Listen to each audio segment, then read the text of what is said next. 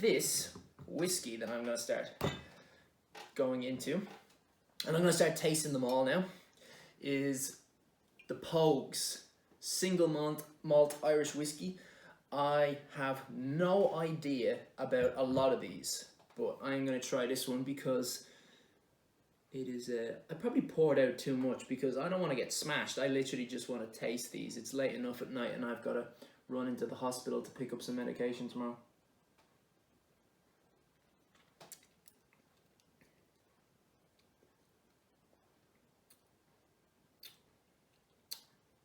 Yeah, it's very nice.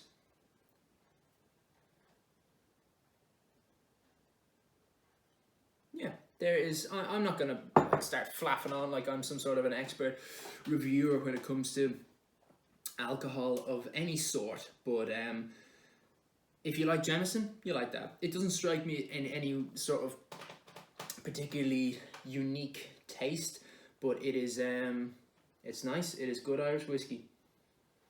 And all of these drinks, none of them were particularly expensive. I think Bullet was the most expensive, and it was like 20 quid for the bottle. So, yes, I bought them all. I only went in because we're having a party this, are we having a party? We always have some people over after touch rugby. I only went to get the amaretto for amaretto sours, and then I was like, oh, we don't have rum, we don't have whiskey. And they're our favourites, so I was like, let's see if there's any sort of, not necessarily cheap, but the balance between good value, I should say good value. So I'll go through some of the rums that we got. This is Sailor Jerry. It is, and I'm just gonna pour in enough for a taste because that's too big a glass. I'll drink that after I've tasted all the others. But yeah, so this is Sailor Jerry, who, you know, tattoos related. I can't remember the full story of Sailor Jerry.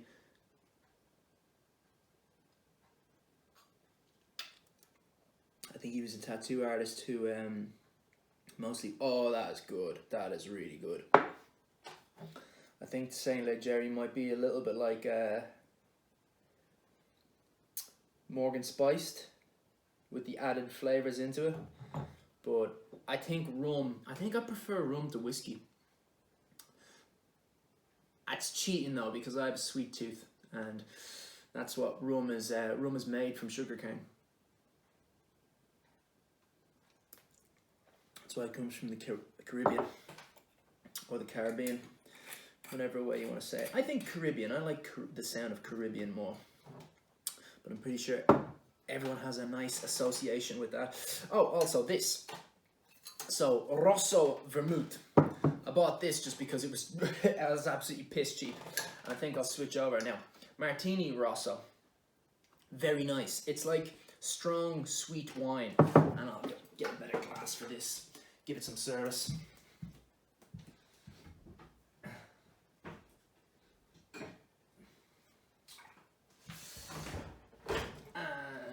Also get some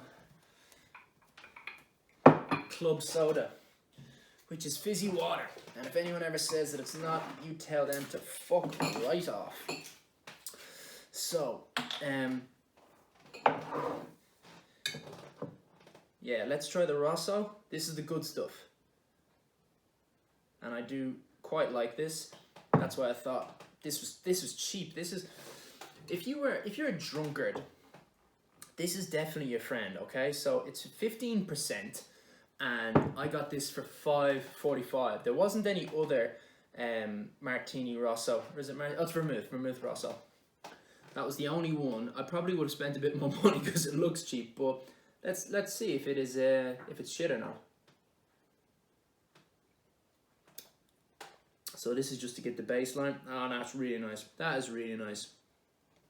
The look of it, that sort of dark brown, you would not expect it to be as sweet and as mellow as it is, but it's a really refreshing kind of wine, like a beautiful thing to drink in summer. I'm sure you wouldn't want to drink a huge amount of it because it is quite strong. It's, yeah, this is 15%, so you don't want to be drinking that too much, otherwise it will blow the head off you. But yeah.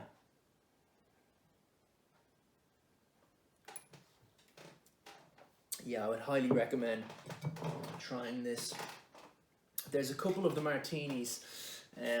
There's the Blanco and there's the extra dry. And I think the Blanco, again, if you like sweet things, the Blanco is beautiful. I'm not a big fan of the extra dry, which I think is actually the most popular martini, and or maybe the strongest, the most well known. So for it being the worst of the three, this is my opinion, but I think it's got a terrible reputation. Like, I think martini should be pushing their other things a lot more, because they're a lot more much nicer.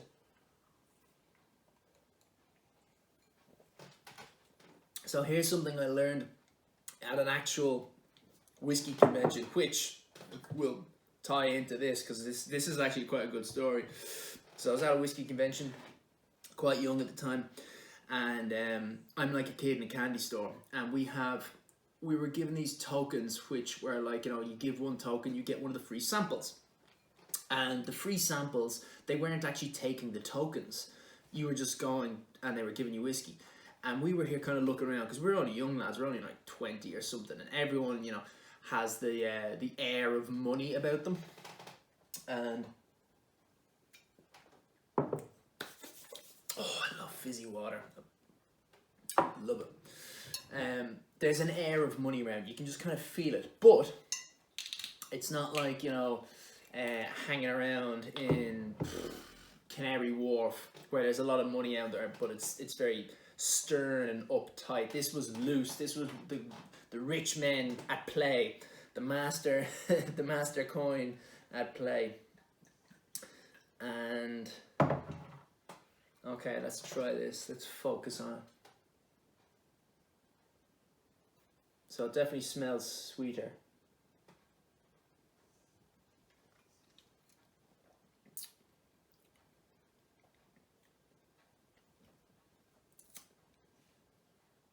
Nope. No, I'd spend the more money on the martini. There's a bad aftertaste with that.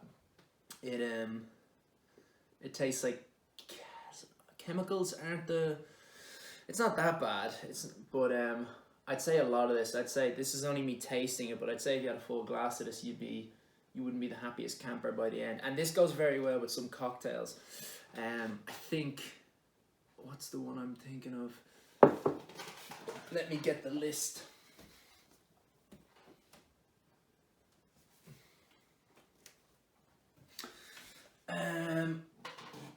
It could be the Hanky Panky, which has vermouth in it, but that might be one that I remember as being disgusting.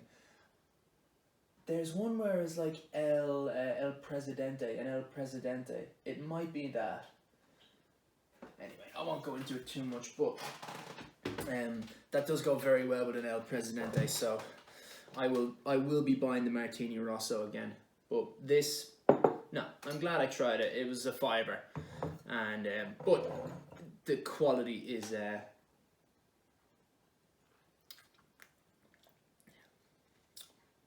I'm not tasting that in my mouth enough.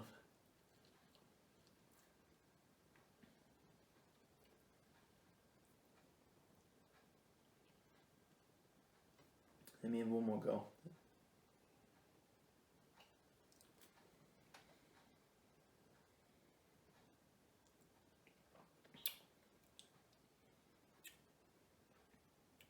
I might have been a little bit harsh on that.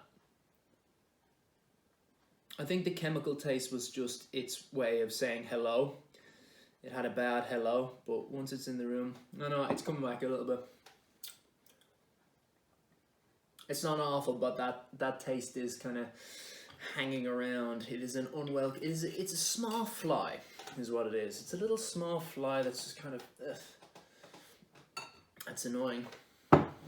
Speaking of which, if you have small flies with summer coming up, this is the greatest thing ever. We used to use a spray called Raid, which worked really well, but this, you just press that little trigger, that button, And if you swat the fly, you know, go nice and slow. Don't try and throw it around because they're more likely to get away. But just go like that, and there's this satisfying noise, a little electrical shock noise when you get them. And yeah, they cost like £8, so very worth it. I'm not going to try the amaretto, but yeah, that is a no. That is a massive yes. This is a yes. It's Jameson. It doesn't taste much different from Jameson. I'm saying that like, yeah, you know, Jameson's fucking beautiful. But you know, if you're kind of excited for tasting new flavors, if you like the Pogues, then you can have a sort of an affinity to having that bottle. Same with McGregor's whiskey. You know, it's Bushmills with you know, spices of vanilla in it. It's very nice. It's not worth the price. But if McGregor's playing, I'd buy a fuck. Or if McGregor's fighting, I'd play it. Come on, Ian, you're not that drunk yet. If McGregor was fighting, I'd buy a bottle for the atmosphere of it. Or if I was over in America and I wanted to go to a party with some Americans and some of them were into MMA, I might bring it for the novelty effect. Love him or hate him, but that man has earned some novelty appeal. So, going back to the whiskey convention, this is something I learned at the whiskey convention, where it was like, always wash your tongue off. They didn't call it your tongue, though, it was your palate. And so I'm going around and I keep thinking, like, I don't know anything about whiskey. I haven't learned anything about whiskey. Actually, that's a lie. I've learned a little bit. But not so much to show that I have a passion for it. I've learned sort of history of how different forms of alcohol were made around the world in an excellent book called The World in Six Glasses. It goes through coffee, goes through tea, goes through beer, and then goes through spirits. And I can't remember where the wine, it's wine and spirits. But anyway, fascinating book, and it goes through how the story of rum, unfortunately, comes from slavery, and it overtook brandy, which is made from wine. It is a boiled wine, basically, a fortified wine, very fortified wine though. The French would not adapt rum because it was seen as a way to declass what they had, but rum was much more popular because it was sweeter, it was nicer, and it was easier to produce. So rum was massive. But anyway, what was the next thing I was going to have? I was going to have this rum. So I'm in this whiskey convention, and I am running around sampling this, sampling that, and my friends had made up this thing where it's like, you know, here, if anyone asks, like, we need a backstory, we need to say, like, we work in some clubs in London and we're over here sampling, you know, something like that, something that's believable, and like, you know, don't overdo it sort of thing. And so we were here thinking at any moment someone's going to turn around like, hey, get the fuck out of here, you know, you're not one of us, sort of thing. But no one was like that at all. Everyone was super nice. Everyone kept telling, you know, like, the people who were representing the brands that they were selling and that they were promoting, they were so good because they gave like the right amount of information that was interesting without blowing your head off. So you'll see things in YouTube reviews of wine and it just goes over my head and there's an air of snobbery to it.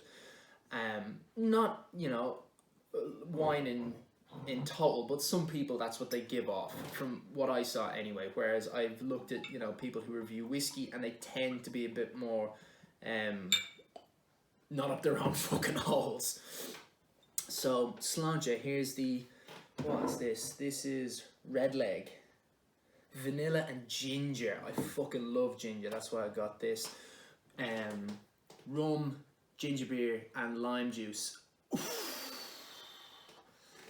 That's a good one. What's that? That is a Moscow mule. Sorry, a Mexican mule. Now, if you want to make that Mexican mule fucking sing, add mint, proper mint, and green chili. Thank me later. That's probably my favorite cocktail. Oh, I love the smell of this already. I was hoping that it'd be a bit like Kraken rum.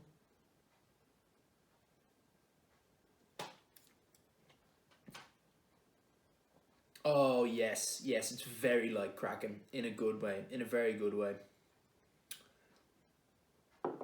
Yeah. Oh, that's amazing. This was a little bit more expensive than Sailor Jerry, but it is it's worth it. It is definitely worth it. From Sainsbury's anyway. Sainsbury's had a good price on it at the moment at the time. Let me get the thing. Let me see how much it cost. Sailor Jerry was 15 and Red Leg Rum was 20. So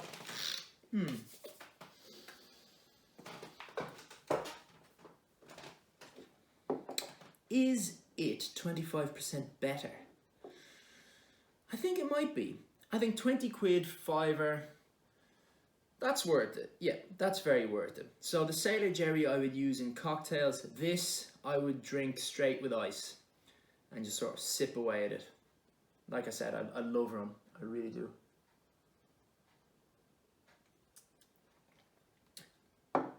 So that's a big winner. That's a big winner.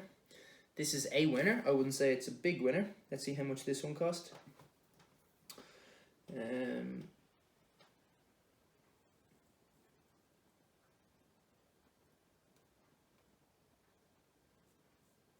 Can't seem to find this. Jim Beam Pogues. Oh, here we go. 18. Oh, no, 18 quid. 18 quid. That's worth it. Yeah, oh, that's good value. That's very good value. I was judging this too harsh. I hadn't. The price is fucking massive. It's incredibly important. I should have been bringing this in. What should we try next? What's the most expensive thing that we got? Bullet Bourbon. Bullet Bourbon was the most expensive thing we got. Now I got the working man's bourbon here, Jim Beam, which I'll get to. I'm taking my time with this whiskey story, but I will get to it.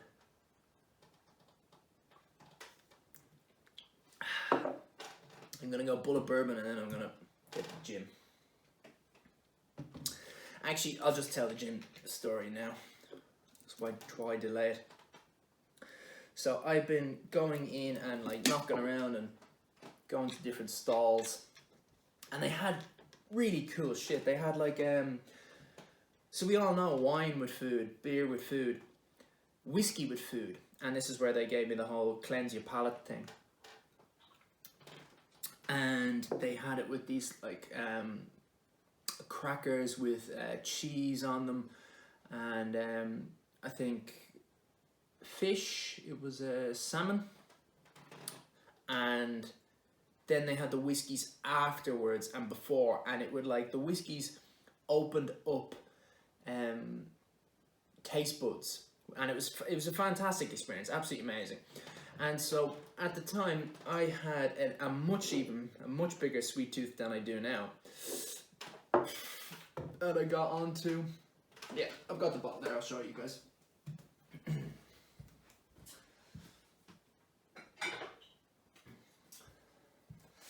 I got onto this. Now, truth be told, I don't really like this as much as I used to. I have a mental connection with them from very happy times. I've had a lot of really fucking crazy nights drinking that stuff. We called it, what did we call it? Danger whiskey. I called it danger whiskey because it's so sweet that you can just sip that. This was back in the days where it was like, I used to always mix my, whiskey with Coke, which, it's your booze. You do whatever you want with it. But I think that you get to enjoy it a bit more if you sit down with it, like, strong cocktails, and you can taste the pop of the alcohol. So it's not just to get you drunk, but it's like a sparring match where if you just defeat someone dead easy, it's not that entertaining. But if you've got to fight for it, if it's hard work and you've got to really put the effort in there and you win that fight, or even if you don't win it, if you've done well, there's a feeling of work. And I know it sounds strange, but when I'm drinking whiskey, I think I've heard Joe Rogan say something similar. There's a bite to it that makes it feel like it's a bit of a wrestling match. It's a fight that you're in. And Red Stag does not have that.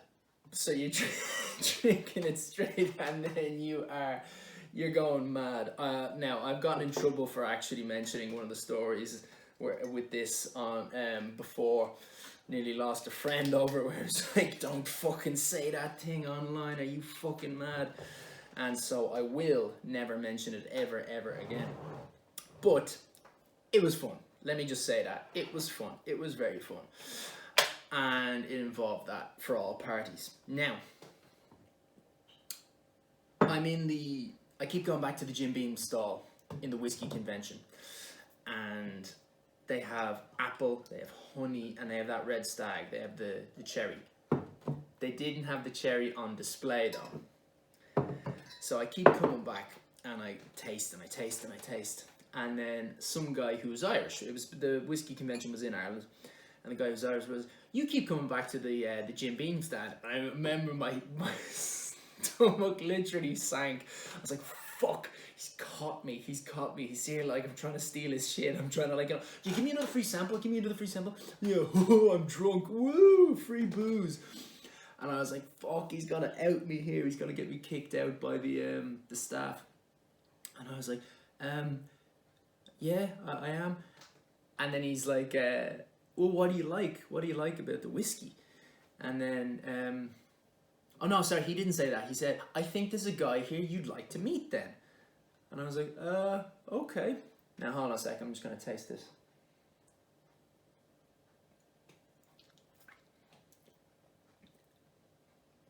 Ah, yes. Beautiful. I love a good bourbon. I love all whiskies. I'm not mad about Scotch. There's some Scotches out there that I do take, but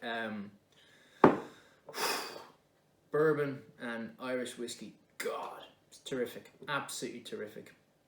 Jim, to you. Or rather, to Fred. Yeah.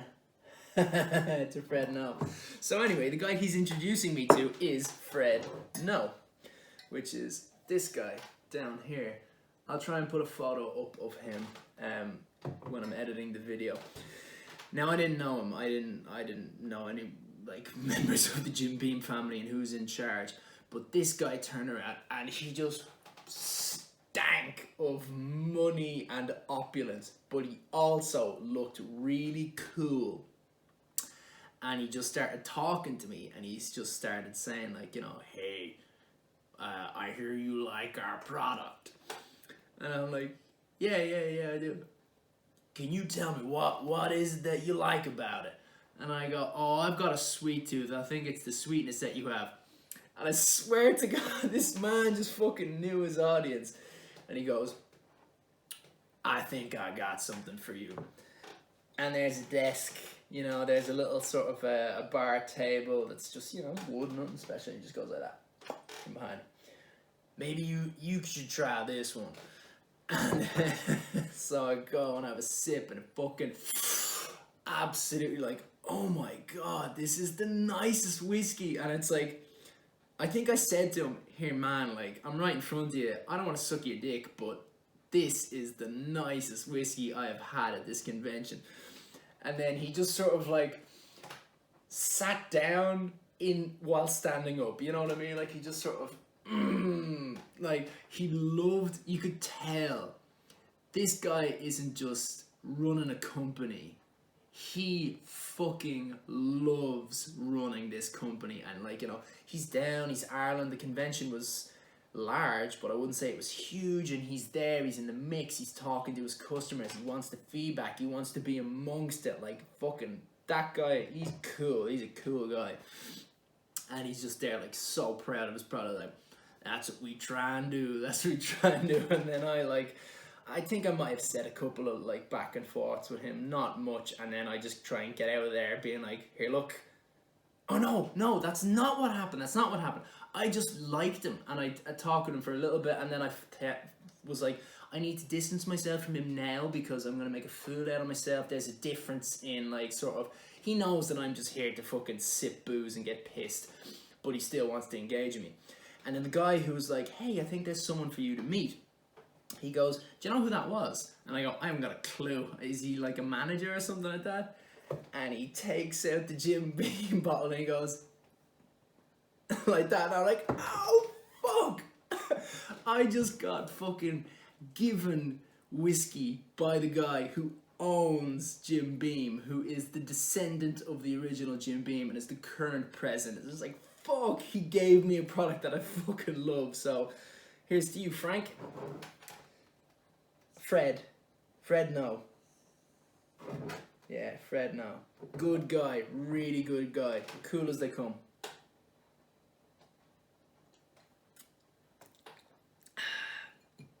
So yeah, and as you can imagine, Jack Daniels was the first whiskey that I used to buy when I first was working in a supermarket. I was working in Nolan's supermarket in Clontarf. Best sausages you can purchase by a mile. Nothing is even close. And oh, sorry, that's a lie. I'm thinking of Super Quinn, which is sold in Nolan's. Super Quinn used to be a supermarket, but it got closed down. But the products, they still were able to sell the product with their name on it because they are the nicest sausages ever. Now I am going on to the Bullet Bourbon, which I know of from a Sly Stallone film, which is called Bullet to the Head, and it's not particularly good, but like, you know, it's an action film. It's a Sly Stallone action film. Go in there, have your popcorn, a bit of fun. You know, it hasn't got the same sort of cheesiness of, say, Demolition Man, which has that sort of appeal, but it's a bit of crack.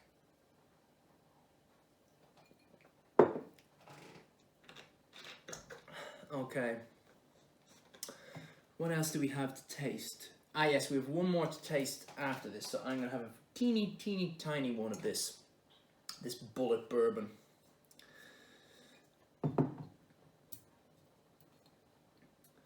But yeah, that Red Stag, if you're young, if you are, you know, in your 20s in university, Tesco and Sainsbury's every so often they do an incredibly cheap deal with it, where it's like I think the lowest I got it at was £14, which is laughable how cheap that is for something that I believe is a very high quality product. And yeah, give it a try, and be careful with it because it's danger whiskey. Absolute danger whiskey. That'll be plenty. Okay, so this is the most expensive thing we bought. The Jim Beam was a litre for $19.50. This was $22.50 for 700 mils.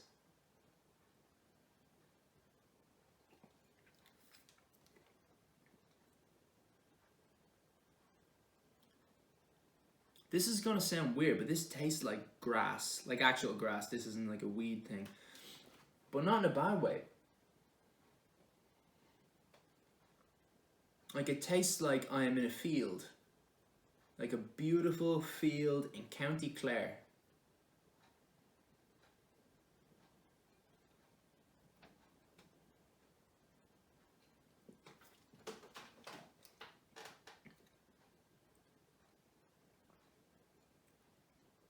Yeah, that's really nice.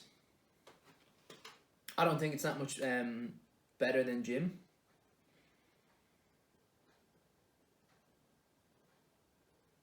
I don't know. It's not so much about the taste, but it really is reminding me of my childhood, where I was, where in the summers I'd go down to, my mom's from Clare, and we would go down there. That's where I thought my swimming, we did a lot of swimming down there. Every day we'd go down to a place called Clahan, which is right where I'd want to swim. because it's not a beach, it's a rock shore, and the rock pools. You go fishing in the rock pools. Do that for Jesus Christ! I had a great childhood. I really did. I had a wonderful childhood, and yeah, you'd fish there, and then you'd also jump into the water, and the water would be what I considered freezing at the time, but I now know it wasn't. And yeah, you'd go jumping deep into the pool, and I remember the water. If you had goggles, it was totally a different experience to what you would have in a swimming pool, because once you were under with the glasses, I'm sure anyone who's ever done this sort of thing, snorkeling and Thailand or anywhere, it's not doing that anywhere, the sea becomes a completely new world, and it really is so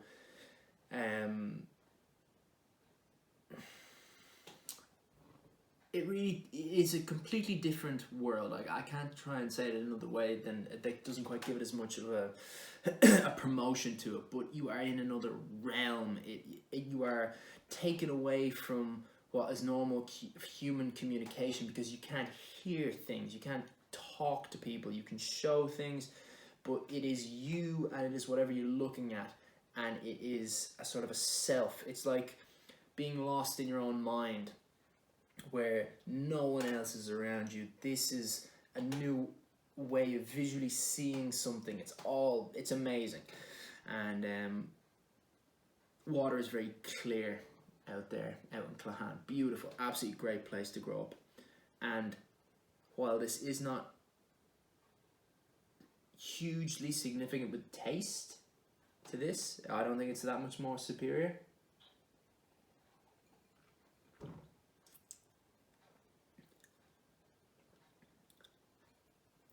Yeah, I can still smell those fields. So I think this might be a uniquely personal thing for me, because it has reminded me of very happy memories of my childhood. But I don't think it's all that. I think, but then I don't know. I will really enjoy this. I will really enjoy this myself personally. But I mean, if any of you had good experiences in fields, maybe it'll have the same sort of emotionally prompting effect to you as well. But it's good stuff. It is nice. It is very nice. But oh fuck! Oh my! I didn't see that till now. It is 45%. Okay. I did not taste that it was 5% stronger. So that's very smooth. I'm getting pissed. I'm getting quite drunk. We have one more. This is something I've never tasted before. The Fiero. Sounded very good to me though. Lots of oranges. Citrus. Now I'm hoping it doesn't taste like what are they called? A caprini?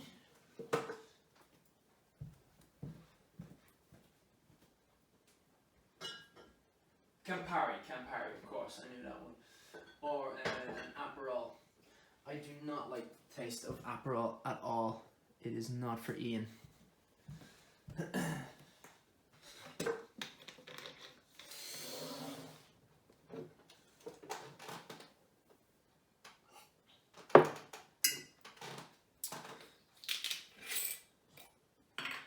Alright, let's even up the palate.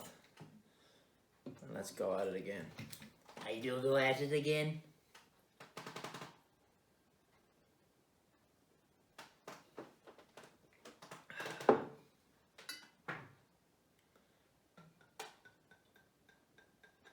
The colour of it looks very nice. So it's 14.9, same as the Rosso.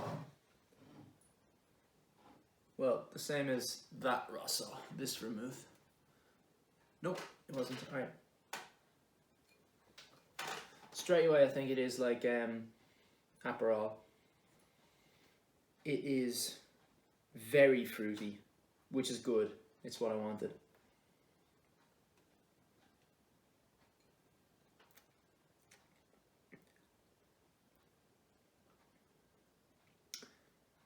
Yeah, it's very like Aperol, but it does not have the bad aftertaste. Aperol has quite a, similar to the complaint that I was having about this vermouth, the cheaper vermouth.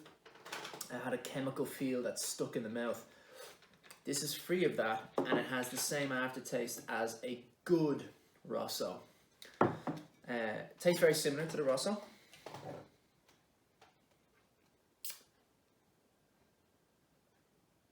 Oh, you don't need that. It says you mix this with tonic water. I don't think you need this. I don't like tonic water. Actually, that's a good example. That tastes like the aftertaste of pure tonic water, which it's not for me. I don't particularly like it. I'm not a gin man myself.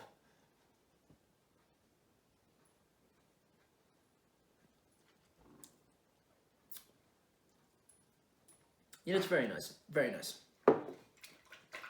Very similar to the Rosso. Not too different at all. I suppose, I mean, it is just a flavoured vermouth. But,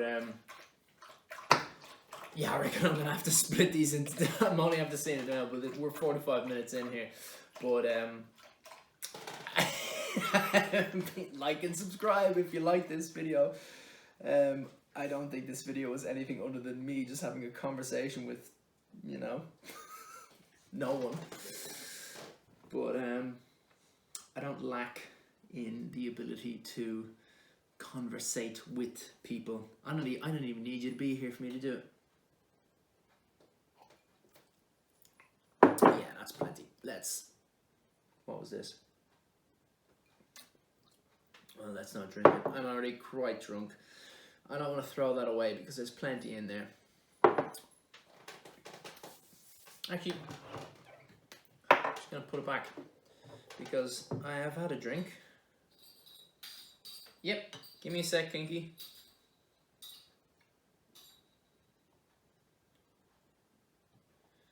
And I'll finish the last one. I'll finish the last little taste. So, if you have watched to the end of this, I'm assuming that you have enjoyed yourself in some way. You've been compelled to continue watching, and I thank you. I thank you. Sláinte.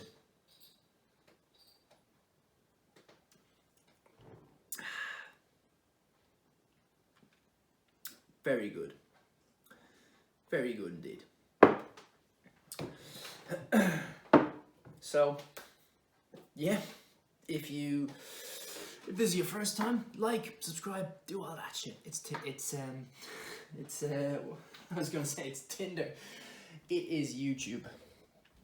It is YouTube, and I would suggest that for anyone you follow on YouTube. Not just me. This is a bad example because this was just me sitting down having a conversation with the camera. But if ever you see someone who's on YouTube and they make anything that seems simple, know that, again, this bad example. This is me just tasting booze. Effort went into this. Very little editing will go into this video, I think. But if you see people who are playing video games, effort went into that. A lot more effort than you think. Even if it has just a little bit of writing, effort, a lot of effort, a lot of time, a lot of checking, rechecking. Give them credit. If you liked it, press the button for them. If you like their content, subscribe to their channel. It makes a huge difference. Comment as well. YouTubers work hard. They do. They really do. I used to think that it was just fucking bullshit. It's not. People put effort in. People put a lot of effort in. They put their heart and soul into it. And I can tell you from many, many, many personal experiences, when it doesn't work out, it is painful. It wrecks your whole day when it is not well received. I put in so much work into one with my a Guinness parody. And then they came and they copyright claimed it, and they said you can't do that. It's not a form of parody. You're going to have to take them to court, which I'm not going to fucking do. But also, it wasn't that well received from an audience standpoint. All my friends said it was amazing, but it just didn't get that many likes, it didn't get that many views, and it was just gut-wrenching. So, give people credit if you like what they do. So, that's me. Go fuck yourself.